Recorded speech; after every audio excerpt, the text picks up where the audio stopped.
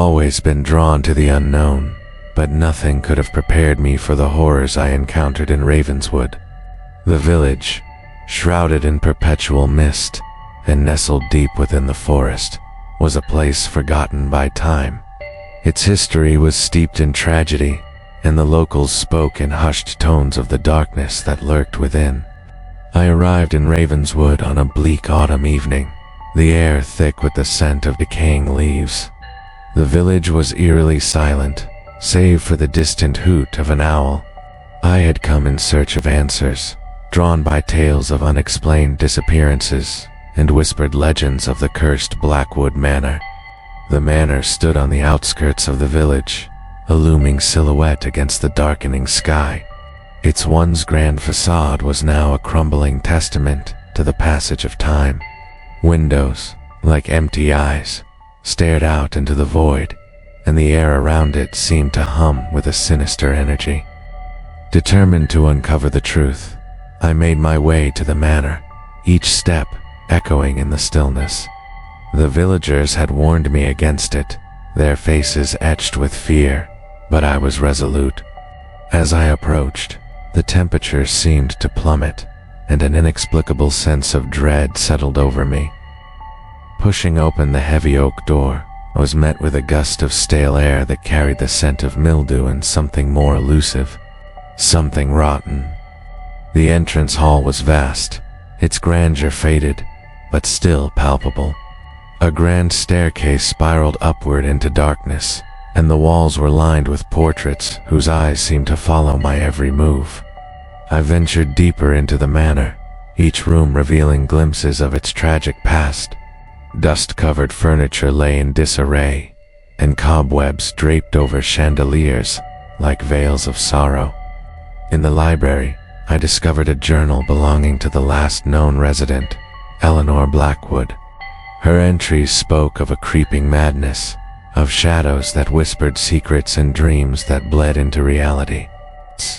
As night fell, the manor seemed to come alive. The floorboards groaned under unseen weight, and distant whispers echoed through the halls. I felt an oppressive presence, as if unseen eyes were watching, waiting, determined to document my experiences. I set up my recording equipment in the grand ballroom, its once splendid decor now faded and forlorn. As the hours passed, the atmosphere grew heavier. The whispers became more distinct, forming words I couldn't quite comprehend. Shadows danced at the edges of my vision, always disappearing when I turned to face them. Suddenly, a chilling wail pierced the silence, emanating from the upper floors. Heart pounding, I grabbed my flashlight and ascended the staircase, drawn to the source of the sound. On the third floor, I discovered a locked door, its wood warped and splintered. The wailing had ceased, replaced by a suffocating silence.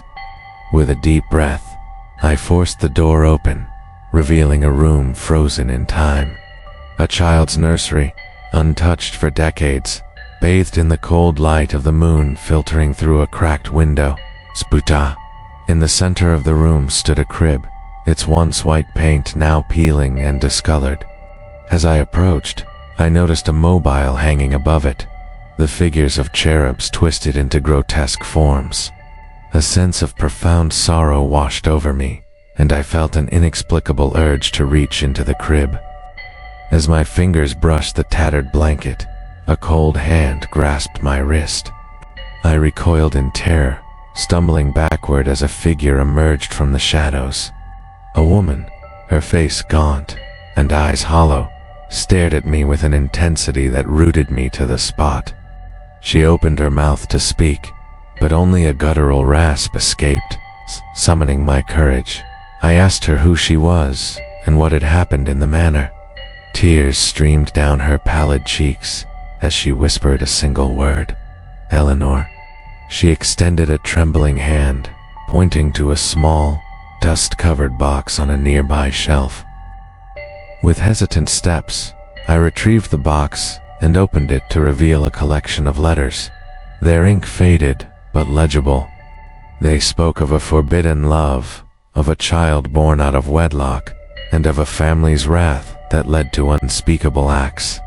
Eleanor's lover had been murdered, and her child taken from her, their fates concealed to preserve the family's reputation. The weight of the revelation pressed upon me, and I turned to offer words of solace. But Eleanor had vanished, leaving only the faint scent of lavender in her wake. Determined to bring closure to her tormented spirit, I resolved to uncover the truth and share her story with the world. Over the following days, I delved into the village's archives, piecing together the fragments of Eleanor's tragic tale. The villagers, initially reluctant, began to share their own accounts of the manor's dark past. It became clear that the shadows of Ravenswood were not merely figments of imagination, but echoes of real suffering and injustice. Armed with this knowledge, I returned to the manor one final time. Standing in the grand ballroom, I spoke aloud the names of Eleanor, her lover, and their child, acknowledging their pain and vowing to ensure their story would not be forgotten. A gentle breeze swept through the room, carrying with it a sense of peace that had long been absent. As I departed Ravenswood, the mist seemed to lift, revealing a sky painted with the hues of dawn. The village, though still bearing the scars of its past. I can still remember the day I received the letter that changed everything. It arrived without warning, the envelope aged and weathered, my name scrawled in an unfamiliar hand. Inside was a single sheet of parchment, the ink faded but legible. To my dearest descendant. I regret that we have never met, but fate has its own designs. I write to you now because you are the last of our line, and there is a legacy that must be passed on. Enclosed are the keys to Blackwood Manor, our ancestral home. It has stood abandoned for decades, but it is yours now. I implore you to visit and reclaim what is rightfully yours. With deepest regards, your great-uncle, Silas Blackwood. The name Blackwood was foreign to me. I had no knowledge of any relatives by that name. Yet, the keys were tangible in my hand, their cold metal sending a shiver down my spine. Curiosity gnawed at me, and despite the unease settling in my gut, I felt compelled to uncover the truth. The journey to Blackwood Manor took me to a remote part of the countryside, where the roads narrowed and the trees grew denser, their gnarled branches intertwining overhead to form a canopy that blocked out the sun. The air grew thick with the scent of damp earth and decaying leaves as I approached the estate. At last, I arrived at the gates of Blackwood Manor. The wrought iron was rusted and entwined with ivy, the path beyond overgrown and barely discernible. The manor itself loomed in the distance, its silhouette dark against the twilight sky. Windows, like vacant eyes, stared out, and the structure seemed to exhale a sense of profound desolation. I hesitated at the threshold, the weight of the keys in my pocket grounding me. With a deep breath, I pushed open the gates, the hinges protesting with a screech that echoed through the stillness. Each step toward the manor felt heavier, as if unseen hands were grasping at my ankles, urging me to turn back. The front door was massive, adorned with intricate carvings that had been worn down by time. I inserted the key into the lock, and with a reluctant click, the door creaked open, revealing the darkness within. The air was thick with dust, and the scent of aged wood and mildew assaulted my senses. I stepped inside, the floorboards groaning under my weight. The grand foyer stretched before me, a once opulent chandelier hanging precariously from the ceiling, its crystals dulled by layers of grime. Portraits lined the walls, their subjects' eyes seeming to follow my every move, their expressions a mixture of sorrow and accusation. As I ventured further, the oppressive silence was broken only by the sound of my own footsteps, and the occasional drip of water from a leak somewhere deep within the house. The manor was a labyrinth of hallways and rooms, each more decrepit than the last. Furniture lay shrouded in white sheets, like specters frozen in time. In the library, I discovered a journal resting on a mahogany desk, its leather cover cracked and brittle. The name Silas Blackwood was embossed on the front. I opened it cautiously, the pages filled with dense handwriting detailing the history of the Blackwood family. The entries spoke of a prosperous lineage that had fallen into ruin due to a series of misfortunes and tragedies. Whispers of a curse permeated the pages, a darkness that had plagued the family for generations. Silas wrote of strange occurrences, shadows that moved of their own accord, whispers in the night, and an overwhelming sense of being watched. As I read, an inexplicable chill settled over me, and the hairs on the back of my neck stood on end. The room seemed to darken, the corners suffused with an impenetrable blackness. I felt an undeniable presence, as if unseen eyes were observing me from the shadows.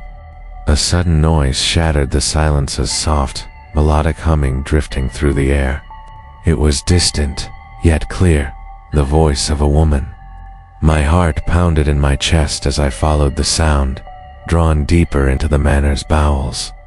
The humming led me to a door at the end of a narrow corridor, slightly ajar. I pushed it open to reveal a nursery, untouched by time. A crib stood in the center, a mobile hanging above it, the figures spinning slowly despite the absence of any breeze. The walls were adorned with faded murals depicting children playing in fields, their faces eerily lifelike. In the corner of the room stood a rocking chair, moving back and forth with a rhythmic creak. Seated in it was a woman, her back to me, long dark hair cascading over her shoulders. She continued to hum that haunting lullaby, oblivious to my presence. "Hello," I managed to whisper, my voice trembling. The humming ceased abruptly, and the woman stiffened. Slowly, she turned her head to the side, revealing a pale, gaunt profile. Her eyes were hollow, void of any light, and her lips curled into a sorrowful smile. "You've come back," she rasped, her voice barely above a whisper. "I don't understand," I stammered, stepping backward. She rose from the chair with an unnatural grace, her movements fluid yet disjointed. As she faced me fully, I saw the extent of her decay, her skin mottled and translucent, veins visible beneath the surface. "The Blackwood bloodline must endure," she intoned, advancing toward me. "You are the last. The curse must be appeased." Panic surged through me, and I turned to flee, but the door slammed shut before I could reach it. The room's temperature plummeted, my breath visible in the frigid air. The shadows coalesced, forming figures that blocked my escape. "Embrace your destiny," the woman whispered, now mere inches from me. Her cold fingers brushed my cheek, sending a jolt of icy terror through my body. Desperation took hold, and I lashed out, pushing her away. She stumbled backward, a look of profound sadness in her empty eyes. "You cannot escape," she murmured as the shadows enveloped her, and she vanished. The door creaked open, and I didn't hesitate. I sprinted through the corridors, the manor seeming to shift and change around me, twisting into an unrecognizable maze. Whispers echoed from the walls, voices pleading, accusing, mourning. At last, I burst through the front door into the night, gulping in the cool air, as if I had been drowning. The manor stood silent behind me, its darkened windows betraying nothing of the horrors within. I didn't stop running until I reached my car, the keys trembling in my hands as I started the engine. The drive back was a blur, my mind racing to comprehend what I had experienced. In the days that followed, I delved into the history of the Blackwood family, uncovering records of disappearances, madness, and death. The manor had been abandoned after Silas Blackwood's mysterious demise, the locals whispering of a curse that consumed all who bore the family name. I knew then that I could never return to Blackwood Manor. The legacy left to me was one of darkness and despair, a burden I refused to shoulder. I destroyed the keys, severing the last tangible link to the Hollywood curse. I remember the day everything changed. I never imagined it would happen to me, not in a million years. My name is Ethan, and I was just an ordinary person, going about my life when I stumbled upon something that would haunt me forever. It all started when I heard the stories about Hollywood. Some places in the world carry a reputation, and Hollywood was one of them. They say it's a town forgotten by time, a town that no one dares visit, even now. I first heard of it during a road trip with some friends. We were driving through the backwoods, looking for a place to stay the night. We'd been on the road for hours, and the town we were heading to was too far for us to make it before dark. That's when I overheard a conversation at the diner. A local woman talking to a truck driver about a place called Hollywood. She said it was cursed. I overheard enough to get curious, but didn't think much of it at the time. I chalked it up to some local myth, something to keep tourists out. But, as it often goes, curiosity gets the best of you. That night, after the conversation, I couldn't stop thinking about Hollywood. Something about the way the woman spoke had unsettled me. Her tone was more than just fear. It was as if she was warning us, pleading with us not to go. But I was still skeptical. So when I got back to my room, I looked up Hollywood. What I found sent a chill down my spine. The town had disappeared from official maps. It was as if it never existed. And the strangest part, there were no recent pictures, no modern information. Everything about it was shrouded in a thick fog of mystery. That night, I couldn't sleep. The town seemed to call to me in my dreams. In my head, I kept hearing whispers, as if the place itself was begging me to uncover its secrets. The next morning, I couldn't ignore it anymore. I told my friends about it, but they laughed it off as another ghost story. Still, I felt an inexplicable pull towards it. I was determined to find Hollywood. We ended up taking the next exit and following a narrow, overgrown road that wasn't on any of the maps. The trees seemed to lean in, like they were trying to obscure the way. It felt as if the world itself was pushing back against us. As we got closer, a strange fog rolled in, even though the weather had been clear just moments before. It wasn't natural. The mist clung to the ground, swirling like it had a mind of its own, and the air turned cold, biting us with an eerie chill. When we finally arrived, Hollywood was exactly how I imagined. It's silent, empty, and unsettling.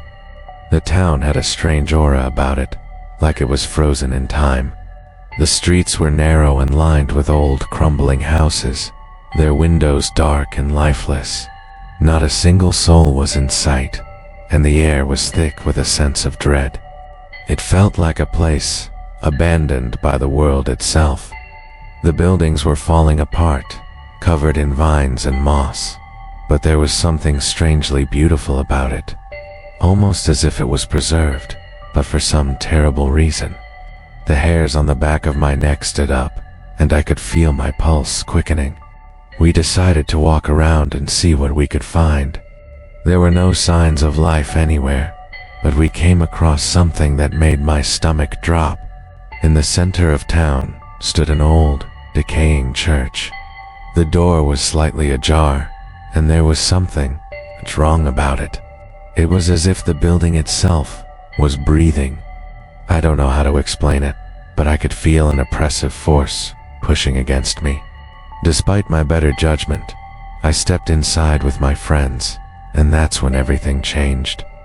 The inside of the church was like something out of a nightmare. The air was thick, heavy, and stale, as if it hadn't been disturbed in decades. The floor was covered in dust, and the pews were all turned toward the altar.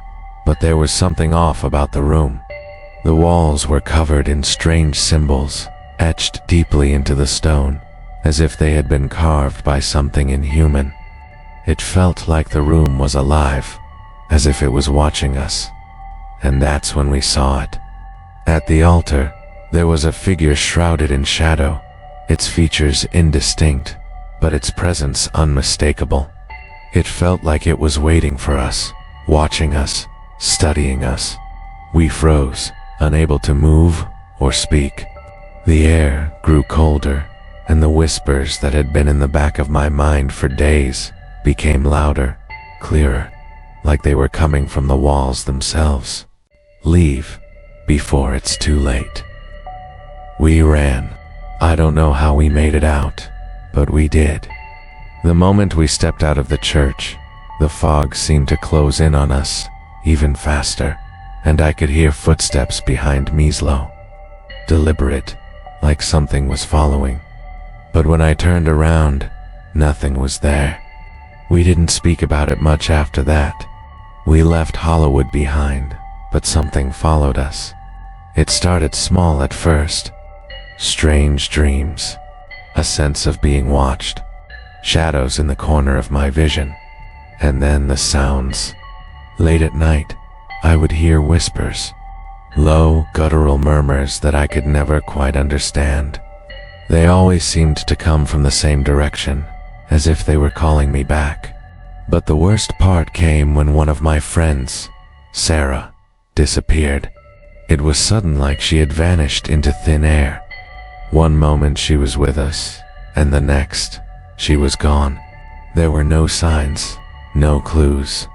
It was like Hollywood had claimed her, just like it had claimed the others.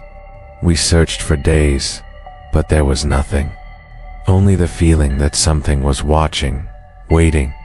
It didn't stop there. The nightmares became more vivid, more violent. I could see Sarah, or what was left of her, standing in the mist, her eyes wide and empty. She would reach out to me, and I would try to scream, but no sound would come. And then I'd wake up, gasping for breath, drenched in sweat. But no matter how hard I tried to forget, Hollywood was always there, lurking in the back of my mind.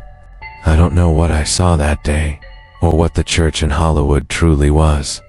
I don't know why it's cursed, or why it calls to people like it does. But I do know this: there are things in this world that are beyond our understanding, things that shouldn't be touched. And now, I'm trapped in a nightmare that never ends. The Hollywood curse is real, and it's not finished with me yet. I hear it, even now, whispers calling my name from the darkness, urging me to return. I don't know what will happen if I go back. Maybe I'll find Sarah, or maybe I'll be the next one to disappear. But whatever it is, I know one thing for sure. If you ever hear the name Hollywood, run.